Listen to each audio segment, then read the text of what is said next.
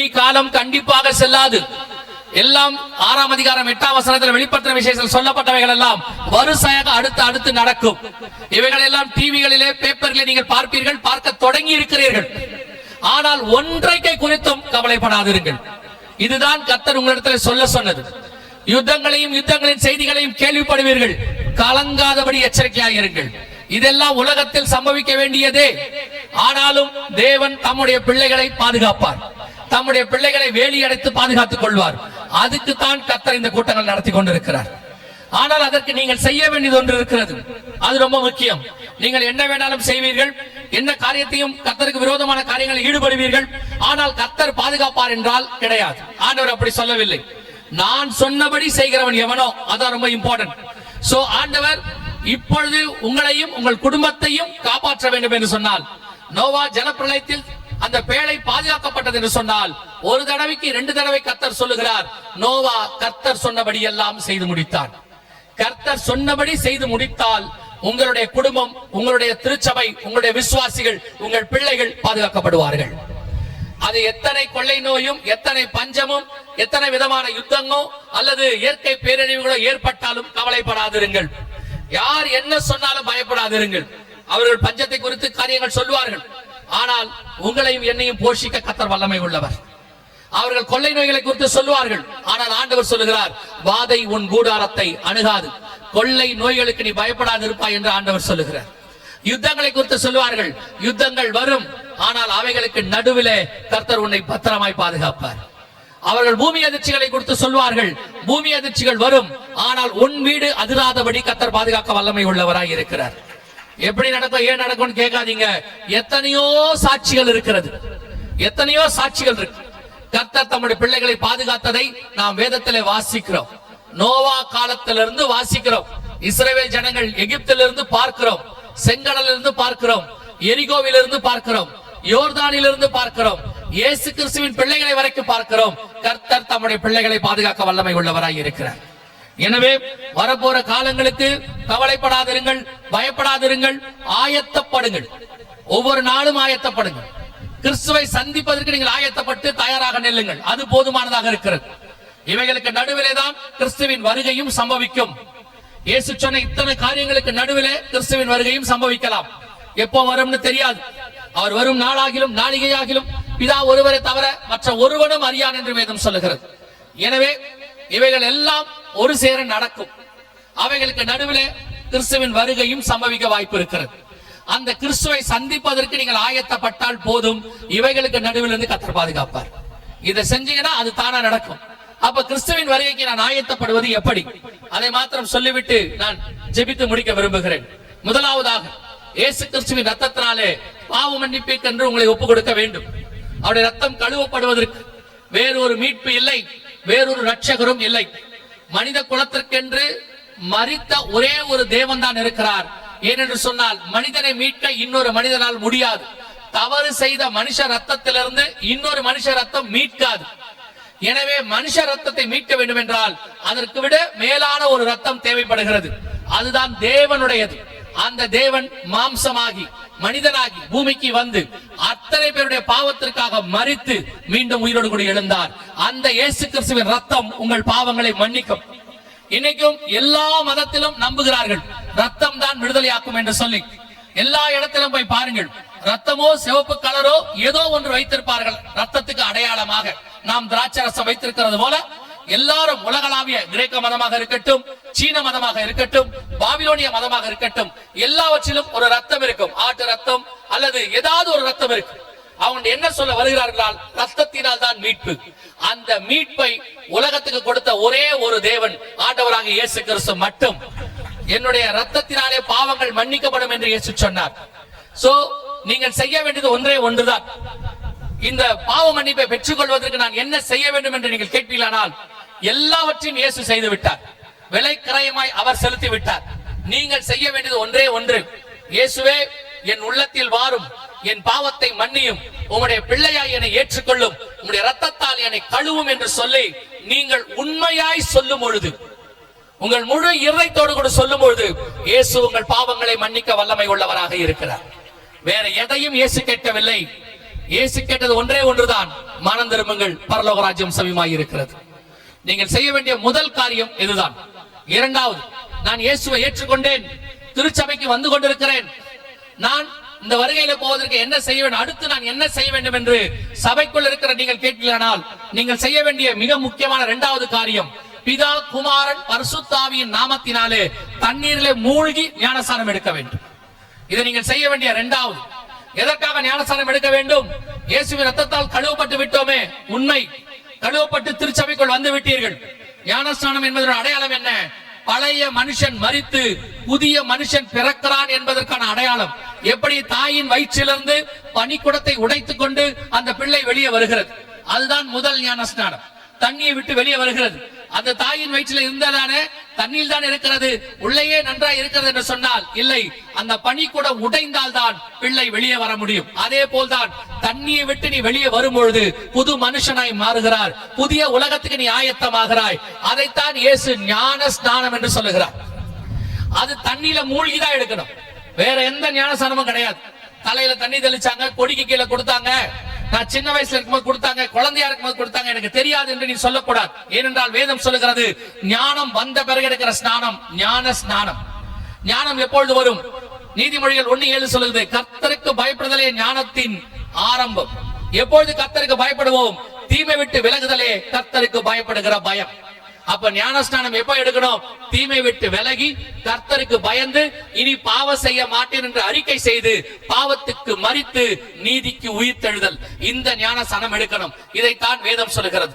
இதை ஒரே வரியில் இயேசு சொன்னார், விசுவாசம் உள்ளவனாகி ஞானஸ்நானம் பெறுகிறவனே ரட்சிக்கப்படுவான். இந்த ஞானஸ்நானம் எடுத்திருக்கீங்களா? எடுக்காவிட்டால் எடுக்க வேண்டும். ஏன்னா வேதம் சொல்லுகிறது, ஒருவன் ஜலத்தினாலும் ஆவியினாலும் பெறவாவிடில் பரலோகத்தில் பிரவேசிக்க முடியாது. மூன்றாவது, எபேசியர் 4:30, நான் ஞானஸ்நானம் எடுத்து விட்டேன், திருச்சபைக்குள்ள இருக்கிறேன், நான் அடுத்து என்ன செய்ய வேண்டும் என்று சொன்னால் எபேசியர் 4:30 சொல்லுது, மீட்கப்படும் நாளுக்கென்று முத்திரையான பரிசுத்த ஆவியை துக்கப்படுத்தாதிருங்கள். நீங்கள் இப்பொழுது கழுவப்பட்டு விட்டீர்கள், புது மனுஷனாய் மாறிவிட்டீர்கள். ஆனால் உங்களுக்கு இந்த உலகத்தை ஜெயிப்பதற்கு ஒரு பலன் தேவைப்படுகிறது. அந்த பலன் உலகத்தில் உள்ள பலன் அல்ல, உன்னதத்திலிருந்து வரும் பலன். ஏனால் அவர் உன்னதத்திலிருந்து வந்ததனால, உன்னதத்துக்கு கொண்டு போகப்படினால உங்களை அந்த ஆவியானவருக்கு வசம் ஒப்படைத்தால் அவர் உங்களை பரலோகத்துக்கு கொண்டு போவதற்கு ஆயத்தப்படுத்துவார். எனவே அந்த மூன்றாவது நிலை, பரிசுத்தாவின் அபிஷேகத்தை பெற்றுக்கொள்ள வேண்டும். ஒரு ஆவிக்குரிய சபையிலே உங்களை இணைத்துக் கொண்டு அங்கே நடக்கக்கூடிய அபிஷேக கூட்டங்களில் நீங்கள் கலந்து கொள்வீர்களானால் பரிசுத்த ஆவியானவர் உங்களை நிரப்ப போதுமானவராய் இருக்கிறார். ஒருவேளை எங்கள் வீடுகளுக்கு தெரியாமல் நாங்கள் வருகிறோம், அப்படி பகிரங்கமாய் சபைக்கு என்னால் வர முடியாத சிச்சுவேஷன் என்று சொல்லுவீர்களானால் ஒன்றும் பயப்பட வேண்டியதில்லை. நீங்கள் உங்கள் வீடுகளிலே யாரும் இல்லாத போது முழங்கால் படியிட்டு என்னை பரிசுத்தாவினால் நிரப்பும் என்று நீங்கள் ஜெபித்தீர்களானால் மாம்சமான யாவர் மேலும் என் ஆவியை ஊற்றுவேன் என்று கர்த்தர் சொல்லி இருக்கிறார். கர்த்தர் நிச்சயம் உங்களை பரிசுத்தாவினால் நிரப்புவார். சிலர் சொல்வார்கள், அப்படி ஆவியெல்லாம் ஒன்றும் இல்லை, பரிசுத்தாவின் எல்லாம் ஒன்று கிடையாது என்று சொல்வார்கள். பரிசுத்தாவின் அபிஷேகத்தை பெற்ற நாங்கள் சொல்லுகிறோம், ஆவியானவர் உண்டு. அவர்தான் சபையை நடத்துகிறவர், அவர்தான் சபையின் மூத்த போதகர், அவர்தான் சபையை கொண்டு போய் பரலோகத்தில் சேர்க்க போகிறவர். நாலாவது, அப்போஸ்தலர் 2:40 சொல்லுது, மாறுபாடான சந்ததியை விட்டு விலகி உங்களை ரட்சித்துக் கொள்ளுங்கள். நல்ல ஒரு ஆவிக்குரிய வாழ்க்கைக்கு வந்த பிறகு உலகத்துக்கு ஒத்த வேஷம் தரிக்க கூடாது என்று ரோமர் 12 சொல்லுகிறது. நீங்கள் எப்பொழுது வேறு பிரிக்கப்பட்டு கிறிஸ்துவுக்காக வந்து விட்டீர்களோ இனி நீங்கள் பரலோகத்துக்குரியவராய் மாறுகிறீர்கள். உலகத்துக்கு ஒத்த வேஷம் தரிக்க கூடாது. உங்களுக்கும் உலகத்துக்கும் வித்தியாசம் இருக்க வேண்டும். சிலர் அப்படி வேறுபட்டு சபைக்கு வந்து விட்டு இந்த சபைக்குள் உலகத்தை கொண்டு வந்து விடுகிறார்கள். எதெல்லாம் அவங்க ரட்சிக்கப்படுறதுக்கு முன்னாடி செஞ்சுக்கிட்டு இருந்தாங்களோ அதெல்லாம் இங்க வருது. ஆனா என்ன, கொஞ்சம் முலாம் பூசி வருகிறது. சாலமோன் தேவாலயத்தில தங்கத்தினாலே பரிசுகளை செய்து வைத்திருந்தாலாம், கேடகங்கள் மாதிரி பரிசுகள் செய்து வைத்திருந்தானாம். அதற்கு பிறகு ரெகேபியாம் என்ற அவனுடைய பையன் வந்தானாம். அவன் என்ன செய்தானாம், இந்த தங்கத்தை எல்லாம் எடுத்து விட்டு ஒரு வெண்கலத்தில் எல்லாவற்றையும் செய்து அதை தங்க முலாம் பூசி அதே இடத்தில் வைத்து விட்டானாம். வேதத்தில் இருக்கிற அந்த சம்பவம் தூரத்திலிருந்து பார்க்கிறவர்கள் அதை என்ன நினைத்துக் கொண்டார்களாம், அதே தங்கத்தில பரிசை இருக்கிறது என்று. ஆனால் அதை பிடித்திருக்கிறவனுக்கும் அதை வைத்தவனுக்கும் உள்ளே இருக்கிறவனுக்கும் தெரியும், இது பார்வைக்கு தான் தங்க முலாம், உள்ளே இருக்கிறது வெண்கலம்.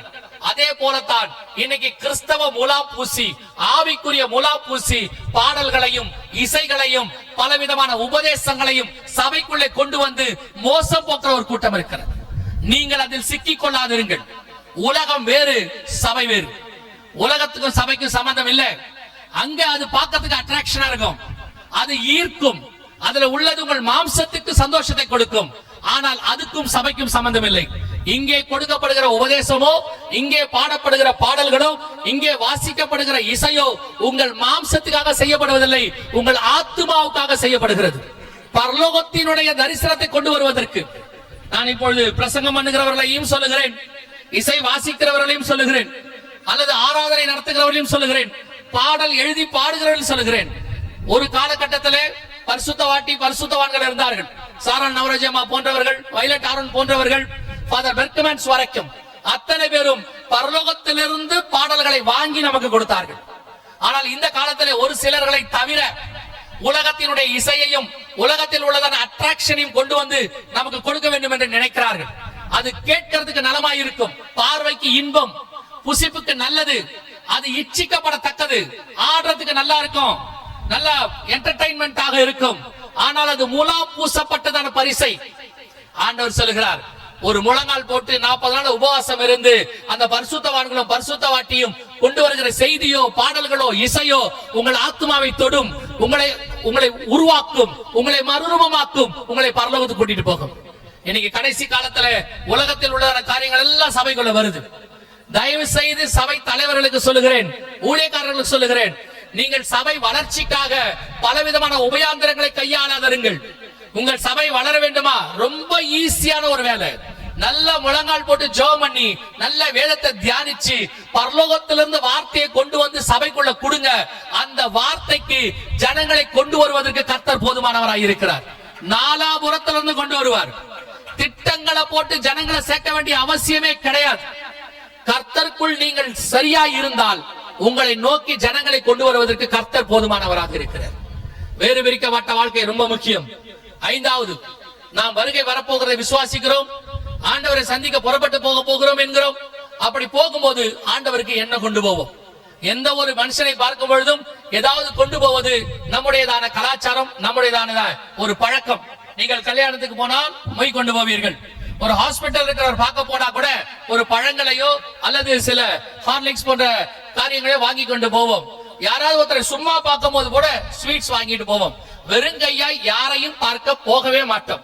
அது சின்ன காரியமா இருந்தாலும் ஒரு பூச்செண்டையாவது வாங்கிட்டு போவோம். இது நமக்கு பழக்கம், அதுதான் சரி முறைமை.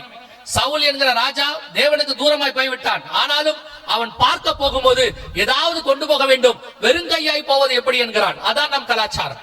அதே போல இருக்கிற நீங்களும் நானும் பரலோகத்திற்கு தேவனை பார்க்க போக போகிறோம். என்ன கொண்டு போக போகிறோம்?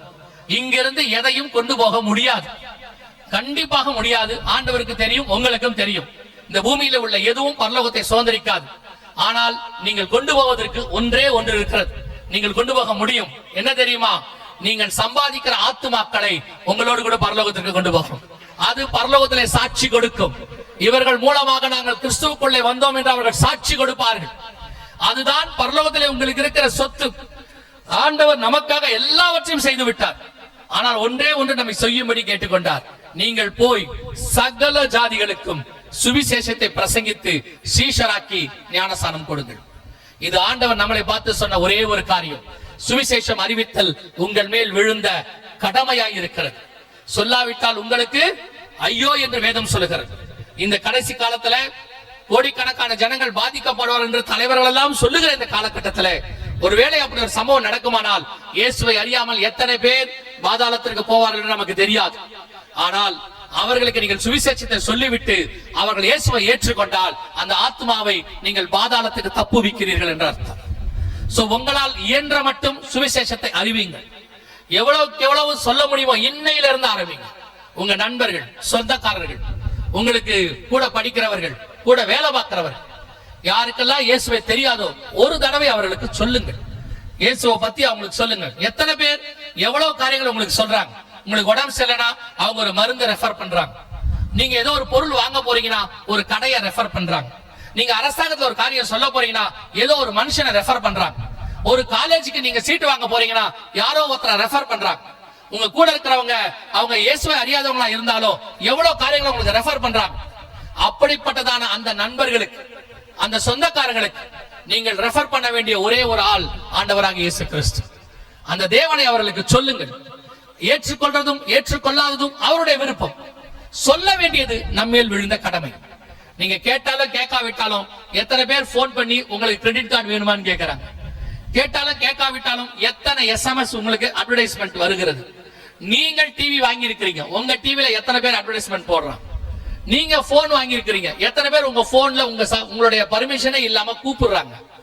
அவர்கள் எல்லாம் உங்களை கூப்பிட்டு சொல்லும் போது நீங்கள் ஏன் அவர்களுக்கு இயேசுவை பத்தி சொல்லக்கூடாது? அவர்கள் சொல்லக்கூடியது எல்லாம் உங்கள் மாம்சத்துக்கு தேவையானது. நீங்கள் சொல்லக்கூடியது அவர்கள் ஆத்மாவுக்கு தேவையானது. அவர்களுக்கு ஒரு விஷயம் சொல்லுங்கள். வேண்டானா அவங்க இஷ்டம், ரிஜெக்ட் பண்ணுவதற்கு அவங்களுக்கு உரிமை இருக்கிறது. ஆனால் சொல்லுவது உங்களுடைய டியூட்டி, கடமை. இதற்காக நாங்கள் உங்களுக்கு ஒரு காரியத்தை செய்திருக்கிறோம். இந்த காரியங்களை எல்லாம், இப்படிப்பட்ட காரியங்கள் எல்லாம் பார்க்கும் பொழுது அநேகர் எங்களிடத்துல வந்து இந்த காரியங்களை பார்க்கும் பொழுது இதை ஒரு டிராக்டாக ஒரு கடைசி காலத்தை குறித்து இதை ஜனங்களுக்கு சொல்லுவதற்கென்று ஒரு டிராக்டாக இதை போட்டிருக்கிறார். இது நாங்கள் பிரிண்ட் பண்ணவில்லை. இதை ஒரு குடும்பத்தார் பிரிண்ட் பண்ணி கொடுக்கிறார்கள், ஒரு சகோதரன் பிரிண்ட் பண்ணி கொடுக்கிறார். இது முழுக்க முழுக்க கடைசி காலத்துக்குரியது. இது இலவசம் தான். இது பின்னாடி இன்னைக்கு இல்லை, முடிந்து விட்டது. உங்களுக்கு தேவையானது உங்கள் போதகர் இடத்துல சொல்லுங்கள். அவர்கள் எங்களிடத்துல வாங்கி உங்களுக்கு தருவார்கள். ஒரு ஆளுக்கு 5 தான் தருவாங்க. நீங்க என்ன செய்யணும் அப்படின்னா, ஆண்டவரை அறியாத உங்க சொந்தக்காரங்க நண்பர்கள்ட்ட 5 பேர் யாரெல்லாம் ஏன் தேவனை அறியாம இருக்கிறாங்களோ அவங்க பேரை எழுதி வச்சு அவங்களுக்கு அதை ஜெபிக்கணும். அவங்க அந்த பேர் மேல கை வச்சு ஜெபிக்கணும். ஜெபிச்சுட்டு அதற்கு பிறகு இந்த டிராக்டை கொண்டு போய் கொடுங்க. கர்த்தர் ரட்சிக்க வல்லமை உள்ளவராய் இருக்கிறார். அந்த ஆத்துமாக்களை உங்கள் கணக்கிலே கர்த்தர் வைத்துக் கொள்வார். அல்லேலூயா. கடைசியாய் இயேசு வரப்போகிறார் என்பது நமக்கு துல்லியமாய் தெரிகிறது. இனி காலம் செல்லாது. ஏதோ இந்த 2-3 நாள் கூட்டங்களோடு கூட இந்த இயேசு வருகிறாருங்கிற எண்ணம் போயிடக்கூடாது. இனி ஒவ்வொரு நாளும் படுக்க போகும்போதும் எழுந்திருக்கும் போதும் இந்த வருகையில நான் பிரவேசிக்க வேண்டும், இந்த இயேசுவோடு கூட நான் போக வேண்டும். எப்போ வருவீர் இயேசுவே, ஏங்கி உள்ள உம்மை தேடுதே என்று பரிசுத்தவாட்டி பாடினது போல ஒவ்வொரு நாளும் இயேசு கிறிஸ்துவின் வருகைக்கு காத்திருக்கிறவர்களாய் மாறணும். இந்த காரியங்களை எல்லாம் நீங்கள் செய்தால் போதும். ஒரு 6 காரியங்கள் தான். 1, ரட்சிக்கப்பட வேண்டும். 2, தண்ணீரில் மூழ்கிய ஞானஸ்நானம் எடுத்திருக்க வேண்டும். 3வது, அபிஷேகம், பரிசுத்தாவின் அபிஷேகத்தை பெற்றிருக்க வேண்டும். 4வது, வேறுபாடுள்ள வாழ்க்கை, உலகத்துக்கும் உங்களுக்கும் வேறுபாடு இருக்க வேண்டும். 5வது, சுவிசேஷம் அறிவித்தல் உங்கள் மேல் விழுந்த கடமை. 6வது, இயேசு வருகிறார் என்பதை விசுவாசித்தல். இந்த 6 காரியத்திலும் நீங்கள் முடிவு பரியந்தம் நிலைநிற்கும் போது கர்த்தருடைய வருகையில பிரவேசிப்பது எளிது. அல்லேலூயா. ஆண்டவர் வரப்போகிறார். உங்களுக்கு எச்சரிப்பு கொடுத்திருக்கிறார். இனி ஒவ்வொரு நாளும் ஆயத்தப்படுங்க. குடும்ப ஜெபத்தை ஆரம்பிங்க. வீடுகள்ல கர்த்தருக்காக காத்திருங்க. பிரச்சனை வந்த பிறகு, சூழ்நிலைகள் எல்லாம் மோசமான பிறகு முழங்கால் படி இடுவதை விட இப்பொழுதே நீங்கள் முழங்கால் படி இடுவது நல்லது. ஒவ்வொரு நாளும் வீடுகளில பிள்ளைங்க டியூஷனுக்கு போறாங்க, அவர் வேலைக்கு போறாரு, ஜெபிக்க நேரம் இல்லைன்னா சொல்லாதீங்க. நீங்கள் கொஞ்ச நேரம் கர்த்தர் கொடுக்காவிட்டால், கொஞ்சத்தில் உண்மையா இல்லாவிட்டால் உங்களை அநேகத்தில் கர்த்தர் அதிபதியை வைக்க மாட்டார். இன்னையிலிருந்து உங்க வீடுகளிலே கர்த்தரை நோக்கி பார்க்கிறத ஆரம்பிக்கணும். சபைகளிலே கர்த்தருக்கு உண்மையா இருக்கிறத ஆரம்பிக்கணும். வசனத்துக்கு முக்கியத்துவம் கொடுக்கணும். இனி காலம் கண்டிப்பாக செல்லாது. அல்லேலூயா. நாம் ஜெபிக்க போகிறோம். எழுந்திருக்கலாமா? தேவ சமூகத்திலே நாம் எல்லோரும் எழுந்திருச்சு நிற்போம். ஒரு 5 நிமிடத்திலே நான் முடித்து ஜெபித்து அவர்கள் கையிலே கொடுக்கிறேன். தொடர்ந்து அவர்கள் நடத்துவார்கள். எல்லா கண்களை மூடுவோம். ஒரு 5 நிமிடம் மாத்திரம். ஆண்டவருடைய வருகை மிக சமீபம் என்று நாம் அறிந்திருக்கிறோம். அவர் சொன்ன வார்த்தைகளில் ஒன்றும் தவறி போகவில்லை. எல்லாம் நம் கண்களுக்கு முன்பாக உயிர் பெற்று நிறைவேறுகிறது. அவரை சந்திப்பதற்கான அந்த நிமிஷம் நெருங்கி கொண்டிருக்கிறது. எப்போ வேணாலும் கிறிஸ்துவின் வருகை சம்பவிக்கும். தாம் ரத்தம் சிந்தி சம்பாதித்த ஆத்துமாக்களை எடுத்துக்கொண்டு மீண்டும் போகும்படி இயேசுவானவர் வரப்போகிறார். அவரை நோக்கி பார்த்தவர்கள் அவரோடு கூட பறந்து போவார்கள் என்று வேதம் சொல்லுகிறது. நீங்களும் நானும் அந்த கூட்டத்தில் இருப்போமா? வேற எதையும் இப்ப செய்ய வேண்டாம். யாரும் எதுவும் செய்ய வேண்டாம். ஒரு 2 நிமிஷம் மட்டும் இந்த கூட்டத்தை ஆர்கனைஸ் பண்ணவங்களா இருக்கட்டும், உதவி செய்யறவங்களா இருக்கட்டும், எல்லாருமே உங்க ஆத்மாவும் பரலோகத்துக்கு போகணும். எல்லாம் ஆர்கனைஸ் பண்ணிட்டு வாலண்டியரா எல்லாத்தையும் பண்ணிட்டு நீ ஜெபிக்காம போயிட்டீனா உனக்கு நஷ்டம்.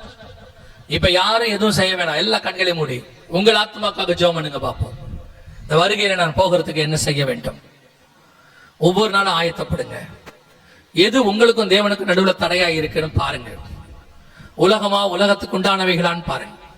இந்த எல்லாவற்றையும் இன்னைக்கு விட்டு கொடுங்க. வேதம் சொல்லுகிறது, ஒருவன் தன் பாவங்களை அறிக்கை செய்து விட்டு விடுவானாகில் அவன் தேவனிடத்தில் இரக்கம் பெறுவான் என்று வேதம் சொல்லுகிறது. இன்னைக்கு ரட்சணிய நாள், கர்த்தர் நல்ல வாய்ப்பு கொடுத்திருக்கிறார். இனி வருகிற காலங்களிலே ஏற்படக்கூடிய சம்பவங்களுக்கு உங்களையும் உங்கள் குடும்பத்தையும் அவர் பாதுகாக்க வல்லமை உள்ளவராய் இருக்கிறார். நோவா தன் குடும்பத்தை ரட்சிக்கும்படி ஒரு பேழையை உண்டு பண்ணினான் என்று சொல்லப்பட்டபடி உங்கள் குடும்பத்தை ரட்சிக்கும்படிக்கு இன்னைக்கு கிறிஸ்து என்கிற பேழைக்குள்ளே பிரவேசியுங்கள். உங்களுக்கும் தேவனுக்கும் நடுவில் எது தடையா இருக்குன்னு பாருங்க. கண்களை மூடி ஒரே ஒரு நிமிஷம் அமைதியாய் எது தடையா இருக்குதோ அதை அறிக்கை செய்து விட்டு விடுங்கள். இந்த வாய்ப்பை கர்த்தர் இப்பொழுது கொடுத்திருக்கிறார். ஒருவேளை கிறிஸ்துவின் வருகை சம்பவிக்குமானால் நாம் பண்ணுகிற கடைசி ஜெபம் இதுவாய் கூட இருக்கலாம். இந்த ஜெபம் ஒரு மிக முக்கியமான ஜெபமாய் கூட மாறிவிடும். எனவே நாம் ஜெபிக்க போகிறோம். ஒரே ஒரு நிமிஷம் அமைதியாய் உங்களுக்கும் தேவனுக்கும் நடுவுல எது தடைன்னு பாருங்க, அதை ஒப்பு கொடுங்க. அந்த நேரத்துல எல்லா கண்களை மூடி இருப்போம். நான் ஒரே ஒரு காரியத்தை கேட்டு ஜெபிக்க விரும்புகிறேன். நான் இன்னும் தண்ணீர மூழ்கி ஞானஸ்நானம் எடுக்கவில்லை. இதுவரைக்கும் நான் ஏதோ ஒரு காரணத்துக்காக எடுக்கவில்லை, அல்லது குழந்தையில தான் எடுத்த. இன்னைக்கு கர்த்தர் எனக்கு உணர்த்தி இருக்கிறாரு, நான் தண்ணீர மூழ்கி ஞானஸ்நானம் எடுக்க விரும்புகிறேன், ஒப்பு கொடுக்கிறேன்றவங்க மட்டும் உங்க வலது கரத்தை உயர்த்துங்க. நான் உங்களுக்காக ஜெபிக்க போகிறேன். இதுவரைக்கும் எடுக்காதவங்களை கேட்கிறேன். இதுவரைக்கும் எடுக்காதவங்க, ஞானஸ்நானத்துக்கு என்ன ஒப்பு கொடுக்கிறேன்னு சொல்றவங்க மட்டும் நன்றா கரங்களை உயர்த்துங்க பார்ப்போம். உங்களுக்காக நான் ஜெபிக்க தான் போகிறேன். மற்றவங்க எல்லாம் உங்களுக்காக ஜெபம் பண்ணுங்க. ஏன் கண்ணை திறந்து வேடிக்கை பார்ப்பீங்க? வேடிக்கை பார்க்கறதுனா அது உங்க இஷ்டம். இந்த வாய்ப்பை நீங்க தவற விடுறீங்கன்னு அர்த்தம். எந்த கூட்டத்துக்கு போனாலும் வேடிக்கை பார்க்கறதுக்குன்னு ஒரு கூட்டம் வருது. அது அப்படிப்பட்டவங்களுக்கு அவங்க ஆத்மாவை பத்தி கவலை இல்லைன்னு அர்த்தம். எல்லா கண்களை மூடி ஞானஸ்நானத்துக்கு ஒப்பு கொடுக்கிறவங்க மட்டும் உங்க கரங்களை உயர்த்துங்க பார்ப்போம். கரங்களை உயர்த்தி இருக்கிறவர்கள், அநேகர் கரங்களை உயர்த்தி இருக்கிறாங்க. கரங்களை உயர்த்தி இருக்கிறவர்கள் கூட்டம் முடிந்த உடனே போதகர் இங்க முன்னாடி இருப்பாரு, அவரை வந்து பாருங்க. ஒருவேளை ஞானஸ்நானம் கொடுக்கிற சபை தண்ணியில மூழ்கி கொடுக்கறாங்க அப்படின்ற சபையில இருந்து வந்திருந்தீங்கன்னா உங்க போதகரை போய் பார்த்து எடுத்துக்கோங்க. மற்றவர்கள் இங்க வந்து இங்க இருக்கிற ஊழியக்காரங்களை பாருங்க, அவங்க ஞானஸ்நானம் எடுக்கிறதுக்கு என்ன செய்யணும்னு உங்களுக்கு சொல்லுவாங்க. கரங்களை கீழே போடுவோம். நாம் ஜெபிக்க போகிறோம். இந்த 3 நாட்களும் கர்த்தர் என்னோடு கூட இடைப்பட்டிருக்கிறார். இன்னைக்கு கர்த்தர் என்னோடு கூட பேசினார். நாங்கள் வருகைக்கு ஆயத்தப்படணும், கிறிஸ்துவை சந்திப்பதற்கு ஆயத்தப்படணும். இன்னைக்கு எங்களை ஒப்பு கொடுக்கிறோம். அந்த வருகை வரும்போது எடுத்துக்கொள்ளப்படுகிற கூட்டத்தில் நாங்களும் இருக்கணும். கிறிஸ்துவுக்குள் மரித்தவர்கள் முதலாவது எழுந்திருக்கும் போது, பின்பு உயிரோடு இருக்கிறவர்களும் மறுரூபமாகும் போது நாங்களும் ஆகணும்.